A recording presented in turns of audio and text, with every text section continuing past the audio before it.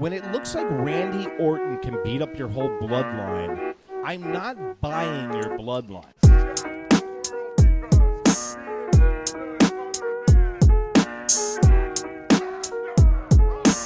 First of all, we got to say this. At least Drew McIntyre is doing the best work in professional wrestling, I think, today. 100%. How are we going to watch him lose next? How? That's what I ask myself. I go, how are they going to screw Drew? How are they going to screw Drew? Every single time, and sure enough, they keep reinventing ways to screw Drew because, I mean, the guy looks like $1 million. He can do anything he wants in the ring. The mic skills are there. He's got everything. 100%.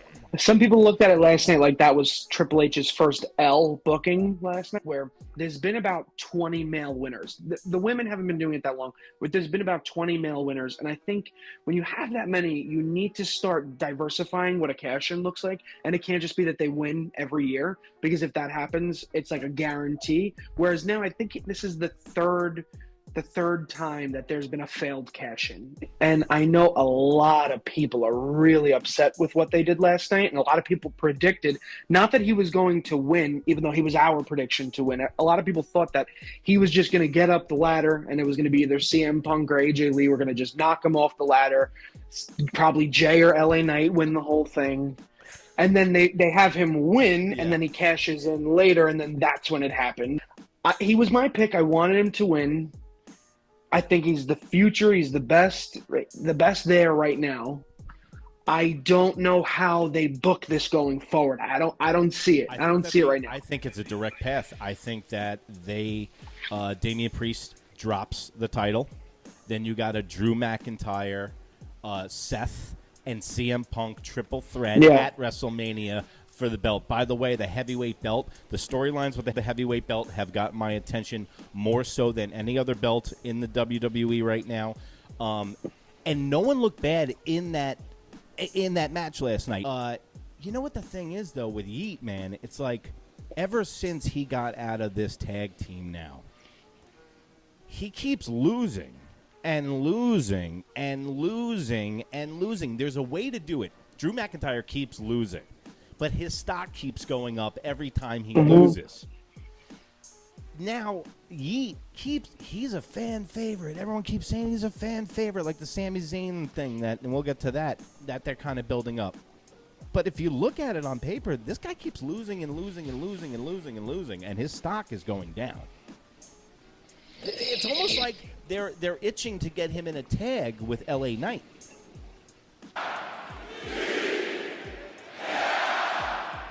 I think they have him on ice for the inevitable bloodline storyline. But I think a lot of people were dissatisfied with what happened later on in the night because there was no return. There was no anybody big coming back and saving the day. You know what? I think they're setting up characters for us, and eventually Jay and Jimmy both come back to that storyline. So we had Yeet in the Bank, Jey Uso, a lot of favorite for a lot of people. Carmelo Hayes, recently up from NXT, doing great stuff down there. Chad Gable, who at one point German suplex a ladder onto somebody else. Who knew that was even possible? Yeah. LA Knight, big favorite to win. Yeah. And then our winner, Drew McIntyre. And Andrade. So last night's match, Andrade really opened up some eyes. So I'm a big Andrade fan from AEW. Even though he is, married to Charlotte Flair, the best female wrestler of all time, and the daughter of the best, possibly, arguably the best male performer of all time. Andrade, those two big spots, bro. The sunset flip. Hayes now bounced face first. Andrade's there. He's got his both hands down on the carabiner. Oh my God! You gotta be. Hayes is dead. Crazy. Onto the ladder, and then the springboard off of the ropes with the leg drop. Those were two huge spots for Andrade, and it was good to see. And it's good to see that I know why the reason that WWE got rid of Ricochet, because they have the replacement right there with Hayes.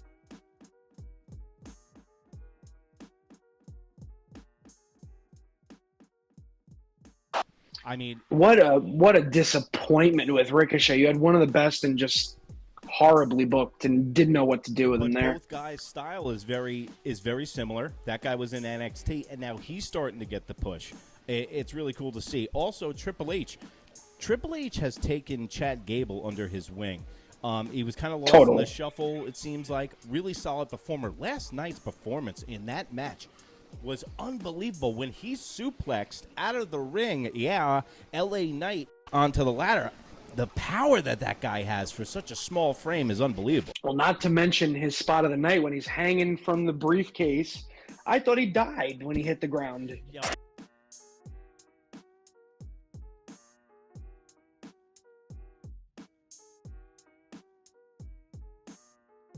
So the whole time, they keep looking at the tunnel. And every time there's a break in the action, they keep looking at the tunnel, and they're waiting for Drew to come out. Did you like that? I liked it, and then they botched the one thing that they shouldn't have botched. Did you catch it? I did not catch the botch. So Seth Rollins does the Falcon's Arrow, pins him 1-2. They're supposed to hit Drew's music, and they don't. And he never kicks out. And everybody's looking around like he just pinned him. What happened? And then the music hits a second later, and it's like, oh, you guys totally botched this. Seth Rollins is the winner. And did you notice the house lights? The house lights went on because I was like, what the fuck? I was like, did they mean to do that? Yeah, I think that 1, 2, 3 totally screwed him. Well, Montreal screwed up, and everyone was like, okay, what just happened? That didn't happen. Yeah, I love that though. It's kind of cool when the crowd, suspends reality for a little bit to help these guys out. Because when you're doing Saturday Night Live with physical gymnastics, things can go wrong, and they did go wrong. You know what I'm saying? Can Drew come in after the match is concluded, or you have to do it while the match is going? No, he couldn't. Most of them always do it after the match is done. Why didn't Drew do that? I think he was just trying to say, I'm a man of my word. I'm getting in that match because I deserve to be there. He's so worked up. He's so months and months and months. By the way, best line of the night. Michael Hay goes, Phil, what the hell are you doing? I'm doing my job. Yep. I'm hilarious, bro. So he was under the ring that whole match, CM Punk. They have footage of him running out of under the ring like The Undertaker. That's even funnier, by the way. With his cotton candy Hokas on, beat the shit out of Drew McIntyre, and just sits on the ring and lets it happen. But you're right, though. They're totally setting up the Seth Rollins, Drew McIntyre, and now, CM Punk match. The question is, what do you do with Priest? It looks like before Priest went out to the ring last night that they're doing a Finn Balor.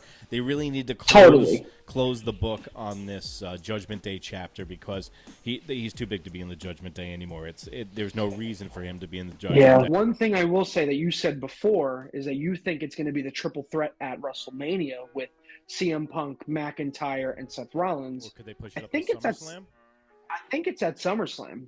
Well, listen. And then it's going to lead into a Hell in the Cell match with Drew McIntyre and CM Punk at Hell in the Cell. And I think it's in September or October. They said last night. That's the. It's called I thought that was Bad Blood, right? Bad Blood. That's October 7th in Atlanta, isn't it? I think. But, yes. If you're going to do Seth, Drew, CM Punk needs time anyway. The more time, the better for CM Punk. So, next April is not that far away. Dude, CM Punk could make a living on just coming in and beating up Drew for a year.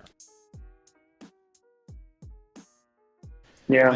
If you listen, they were willing to build the Roman Reigns storyline for that long, and that's the thing with the WWE is that they're not hitting the ejector seat on storylines anymore. They're actually flushing them through, and I think the big reason for that is Triple H. Cody Rhodes, Kevin Owens, Randy Orton versus Tama Tonga, Jacob Fatu, and Solo Sikoa. Their names I can't remember all the new guys. I can't remember all these Samoans' names, and I'm. That was really good. No, really with no training, guys. Okay, so a couple of takeaways. I'll just say a couple of takeaways from an outside perspective on this match. Bro, when it looks like Randy Orton can beat up your whole bloodline, I'm not buying your bloodline. Mm-hmm. Randy Orton looked bigger. Randy Orton looked like he could beat up everyone in that ring last night. Yeah. The new dudes, the new Sokoas that they got, the guy that looks like he was on Flight 93, the guy that looks like he's on a watch list.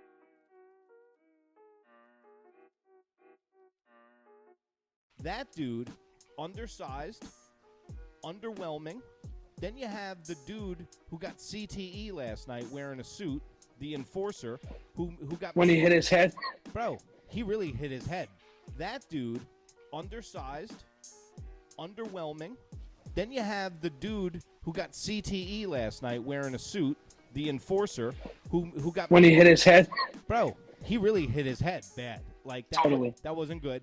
And he looks like Virgil from the NWO because he comes in and does nothing. The other guy looks like Samoa Joe, who's a little less young, who's a little more young and a little less out of shape. And then you got the other dude who's the werewolf, I think, or the wolf, whatever they're calling him, the Samoan wolf or whatever. That guy's $1 million. So what I'm saying is he looks crazy. I'm not buying it, dude. They don't look good. Yeah. You know, like if you're gonna replace those guys and you're gonna, don't give me the B-list dudes. I know they're trying to push these guys and they might be good wrestlers and stuff like that. But when you bring these guys in, and I'm not believing, like that guy with the beard, bro, that's standing to the left of Sokoa, he looks small, like really small.